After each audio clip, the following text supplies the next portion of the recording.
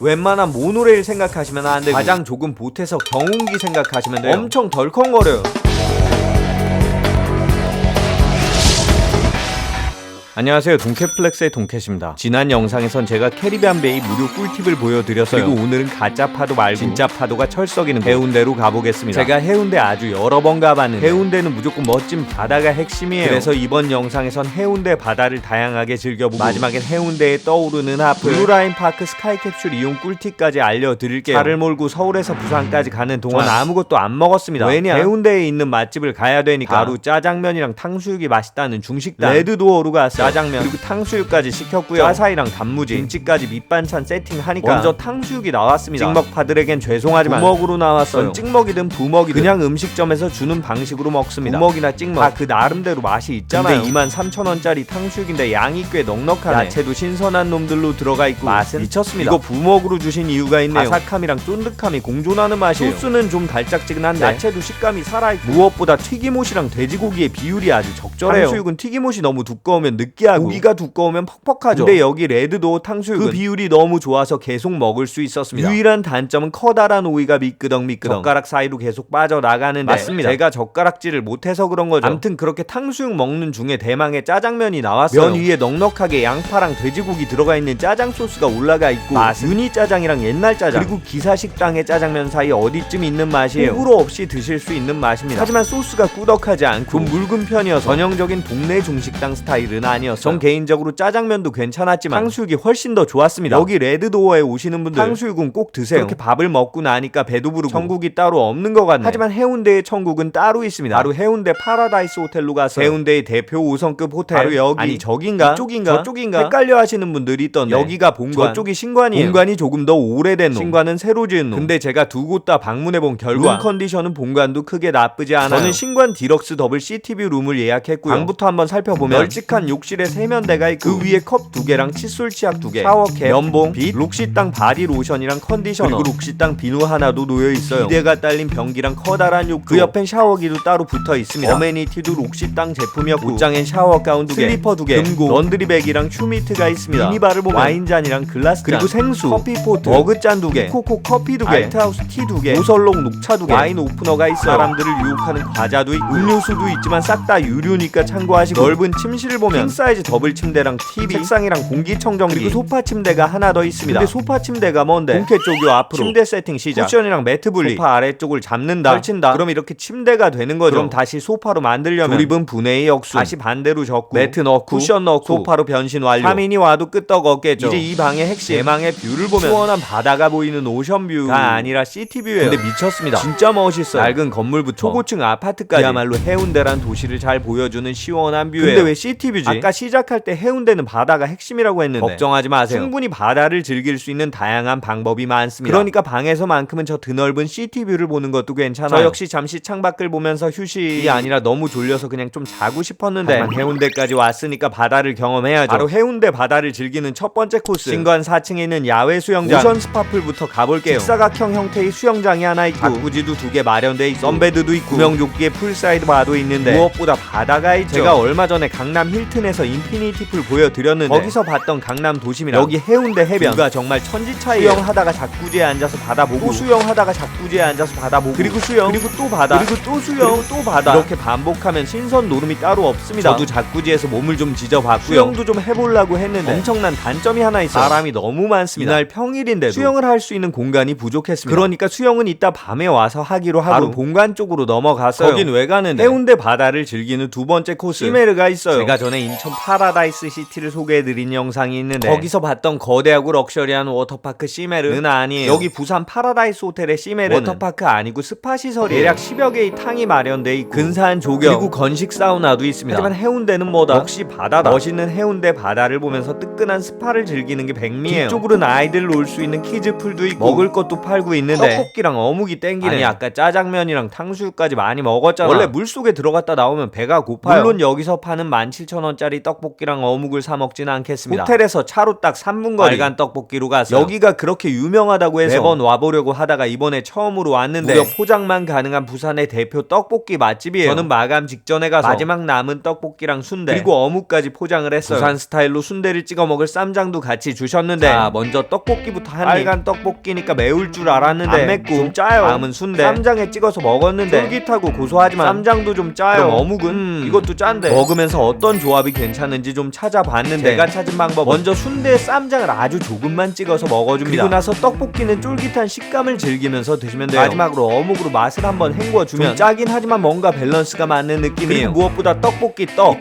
하나는 정말 끝내줘요. 떡볶이 떡이 엄청 쫄깃해서 씹는 맛이 진짜 좋습니다. 그렇게 염분 보충 아니 저녁 식사까지 마쳤으니까 아까 못했던 수영하러 가볼게요. 밤이 되면 오션풀에 사람이 좀 줄거든요. 근데 조명이 번쩍거리고 음악 소리도 크고 뭔가 파티 느낌인데 주변을 둘러보니까 주로 커플분들이 사진을 찍는 중이었습니다. 그래도 전 수영하러 왔으니까 꿋꿋이 물살을 헤치면서 수영을 시작했는데 저 때문에 사진 찍던 커플분들이 홍해처럼 갈라졌어요. 물론 수영장에서 수영한 게 잘못은 아니지만 왠지 미안하기도 하고 민폐 같기도 해서 바로 다시 시메루로 도망쳤어요. 아니 거길 또 가야 돼요. 여기서 해운대 바다를 즐기는 세 번째 코스가 나갑니다. 하늘 색깔이랑 스파 색깔이 좀 달라졌죠. 해가 지면서 조명이랑 반짝이는 불빛이 아름답고 무엇보다 해운대의 밤바다 미쳤습니다. 제가 굳이 오션뷰를 고집하지 않은 이유를 아시겠죠? 이렇게 근사한 스파에서 미친 밤바다를 볼 수 있어요. 거칠고 와일드한 해운대의 파도 소리가 저를 부르고 있습니다. 빨리 오라고 이쪽으로 나오라고. 바로 해운대 바다를 즐기는 네 번째 코스 직접 바다로 나가봐야죠. 여기 파라다이스 호텔 해운대 바다로 나갈 수 있는 후문이 있어요. 카드키로 출입이 가능한 저 문을 통해서 나오면 바로 해운대 바다가 나타나요. 철썩이는 파도의 시원한 물결 진짜 멋있네요. 뒤쪽으로는 화려한 호텔과 해운대 도심이 보이고 앞쪽으로는 넓은 바다가 있는 이곳 그야말로 젊음과 낭만의 정취가 가득해요. 많은 분들이 술 한잔 걸치고 여기 오시기도 하는데 여기 산책로 아래로 떨어지는 분들도 있다고 하니까 특별히 주의하세요. 저 역시 해운대의 아름다운 모래사장을 걷다가 방으로 돌아왔고 바다 실컷 봤으니까 이제 해운대의 CCTV를 보면서 잠시 상념에 잠기고 싶었지만 부산까지 운전하고 내려와서 수영 2번에 스파 2번 뻗었습니다. 다음날 아침이 밝았고 이제 해운대 바다를 즐기는 5번째 코스 조식을 먹으러 가볼 거예요. 사실 제가 인천 파라다이스 시티에 갔을 때는 온더플레이트 조식을 먹지 않았는데 여기 부산 파라다이스에 오면 무조건 먹습니다. 왜냐? 일단 가격이 더 저렴하기도 하지만 무엇보다 이 창가 좌석이 미쳤거든요. 저는 문 여는 시간에 가서 바로 테라스에 자리를 잡았고요. 아이스 라떼 한 잔 부탁드렸습니다. 여유로운 아침바다 밤에 보는 아름답고 로맨틱한 풍경이랑 또 다르죠. 정말 평화로워요. 식당은 음식 종류도 풍성하고 맛도 괜찮습니다. 전에도 말씀드렸지만 저는 뷔페에 오면 모든 음식을 다 먹어보고 가장 맛있는 것들로 마지막 한 접시를 먹는데요. 구독자분들이 그 접시에 자주 출몰하는 메뉴가 있다고 말씀해 주셨습니다. 그중 하나가 미역국. 이 미역국은 저희 어머니가 제 수능날 차려주신 음식이에요. 엄마 수능날 미역국 먹으면 떨어진다던데요? 무슨 소리야? 미역국에 영양분이 얼마나 많은데 이거 먹고 힘내서 시험 잘 보면 되지. 근데 그 미역이 미끌거리니까 미끄러진다고. 그래서 미끄러졌냐? 아닙니다. 시험은 미역국 먹는다고 떨어지고 찹쌀떡 먹는다고 붙는 거 아니죠? 사실 어머니는 그런 징크스 자체를 모르셨던 거예요. 제 어머니 덕에 전 그때부터 미신이나 징크스를 믿지 않게 됐습니다. 세상의 속설이 뭐가 중요합니까? 엄마가 차려준 맛있는 밥상이면 충분하죠. 전 그날 이후로 시험을 보는 날, 면접을 보는 날 이 미역국 아주 잘 먹습니다. 근데 여기 파라다이스 시티 미역국은 제 스타일은 아니었어요. 미역과 소고기의 깊은 맛이 부족했습니다. 다음은 쌀국수. 사실 호텔 조식에서 쌀국수를 만들 때 기성품을 이용하는데 그 맛이 많이 상향 평준화됐어요. 그래서 국물의 간이랑 쌀국수 면의 퀄리티만 괜찮으면 꽤나 맛있게 먹을 수 있습니다. 여기 부산 파라다이스의 쌀국수는 그렇게 맛있지 않았어요. 좀 짰습니다. 그리고 마지막으로 젓갈 종류. 이건 어릴 적부터 좋아하는 메뉴예요. 특히 여기 부산 파라다이스 호텔의 젓갈이랑 김치는 비비밥에 올려 먹으니까 진짜 맛있었습니다. 하지만 또 젓갈이냐 하시는 분들 계실까봐 이놈은 빼고 오늘의 마지막 접시는 에그타르트랑 버섯 샐러드, 딤섬이랑 일본식 카레, 그리고 컬리플라워 스프였습니다. 무엇보다 에그타르트 지나치게 달지 않으면서 부드럽고 고소했어요. 그리고 컬리플라워 스프 국을 부드럽게 가라앉혀주면서 은은한 풍미도 괜찮았어요. 버섯 샐러드는 큼직하게 썰어놓은 버섯이랑 단호박도 신선했고 꿀은 그냥 풀맛이었어요. 그리고 딤섬 샤오마이랑 구찌 여기 셰프님이 딤섬 명장이라고 하는데 정말 맛있습니다. 그냥 대충 만들어 놓은 딤섬 아니고 속재료도 신선하고 간도 적당하고 만두피도 쫄깃했어요. 마지막으로 일본식 카레 이것도 향이 꽤 진하면서 고기랑 야채까지 맛있게 조화로웠어요. 하지만 음식보다 좋았던 거 밖으로 보이는 풍경이죠. 맑은 날도 좋지만 흐린 날도 운치 있습니다. 제가 여기저기 호텔 조식당 진짜 많이 다녔는데 테라스에 정취하면 여길 빼놓을 수 없어요. 그렇게 창밖을 바라보면서 소화를 좀 시켰는데 어제부터 너무 많이 먹었더니 앉아서는 소화가 힘들 것 같습니다. 신관 4층에 있는 피트니스 센터로 갔어요. 근데 공간이 그다지 넓지 않고 회원분들이 워낙 많아서 운동하기엔 좋지는 않았습니다. 하지만 여기도 창밖으로 보이는 바다 하나는 미쳤어요. 그렇게 대충 소화 좀 시키고 나서 호텔 신관 지하 1층으로 갔습니다. 여기 하바 키즈 라운지도 있지만 전 그 옆에 있는 플레이스테이션 존으로 갔어요. 스파이더맨도 있고 우리 딸들 좋아하는 저스트 댄스도 있는데 저는 철권 한 판 때렸어요. 격투게임 1도 모르고 좋아하지도 않지만 혹시 재능이 운이 있는지 한번 시험을 해볼게요. 어라? 이거 이기나? 지네. 한 판 더. 이번엔 이기나? 진짜 이기나? 지네. 역시 저 같은 하남자는 주먹 다짐에 약해요. 사실 타이틀이 대부분 2020년 버전이고 경주 힐튼 호텔처럼 플스5는 아니었지만 저를 만족시킨 엄청난 놈이 하나 있었습니다. 바로 제 와이프가 제일 좋아하는 버블버블. 동전을 넣는 게 아니고 그냥 스위치만 누르면 크레딧이 계속 올라가요. 저는 20개만 있어도 100판 가뿐한데 이렇게 잔뜩 코인을 넣으면 그냥 엔딩까지 볼 수 있겠죠. 여기 이용 시간도 제한이 없으니까 100판까지 깨보고 싶었지만 해운대 바다를 볼 수 있는 마지막 하이라이트가 있기 때문에 적당히 하겠습니다. 해변 산책로를 따라서 미포역 쪽으로 10분 정도 걸어가면 바로 이름도 근사한 블루라인 스카이캡슐이 나오죠. 당일 예약은 안 되고 예매표 역시 특정 시간대는 구하기 힘든 인기 폭발 해운대 필수 코스 캡슐 열차를 타러 왔어요. 붉은색, 초록색, 보라색 저 귀여운 스카이캡슐을 타고 청사포역까지 가면서 근사한 풍경을 볼 수 있는데 많은 분들이 꿀팁으로 다음과 같이 말씀하세요. 일몰 시간에 미포역에서 청사포역으로 가는 열차를 예약하세요. 그래야 바다 방향이 잘 보여요. 하지만 오늘은 비가 오니까 굳이 일몰 시간 필요 없죠. 열차에 타서 운치 있게 비 오는 해운대 바다를 즐겨보겠습니다. 한쪽으로는 바다, 다른 한쪽으로는 뭐 이런 풍경이 보이고 음악도 들을 수 있다고 했는데 블루투스 연결이 없는데 어라? 이게 스피커? 완벽한 수동식이네. 나무로 만든 아날로그 확성기예요. 거기다 에어컨 대신 선풍기. 탑승료는 편도 2인에 35,000원. 혼자 탔지만 그것도 35,000원. 심지어 승차감이 엄청납니다. 웬만한 모노레일 생각하시면 안 되고 가장 조금 보태서 경운기 생각하시면 돼요. 엄청 덜컹거려요. 간단하게 말씀드리면 여유롭고 편안하게 음악 들으면서 경치를 즐기기엔 좀 애매해요. 그럼 대체 이거 왜 타는데? 아까 말씀드린 다른 분들이 얘기하는 꿀팁을 보면 답이 나와요. 일몰 시간, 청사포역, 바다 방향. 사실 청사포역 방면이건 미포역 방면이건 바다는 잘 보여요. 하지만 사진을 찍기 위한 목적이라면 얘기가 달라집니다. 미포에서 청사포까지 가는 레일에서 바다 쪽으로 걸리는 게 없는데 청사포에서 미포 쪽으로 오는 열차에서 바다를 보면 반대편 열차가 가끔씩 걸립니다. 이게 무슨 말이냐? 이 스카이캡슐의 진짜 용도는 바다를 보면서 사진을 찍는 거예요. 그러니까 바다 방향에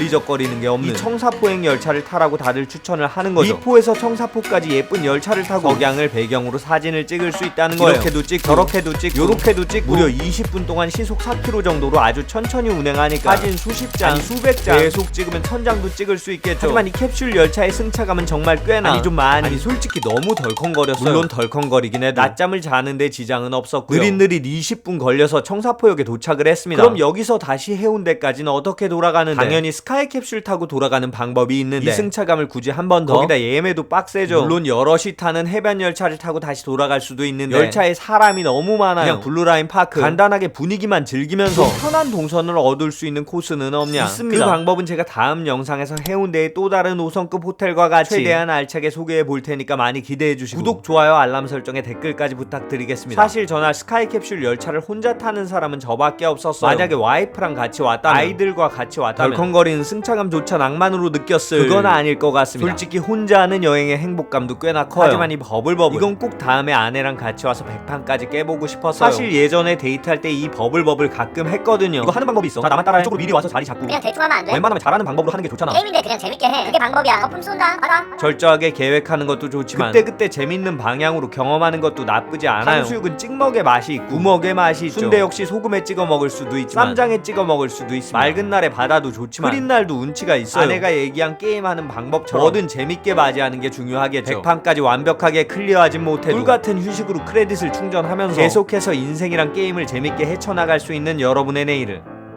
제가 응원하겠습니다. 파이팅입니다.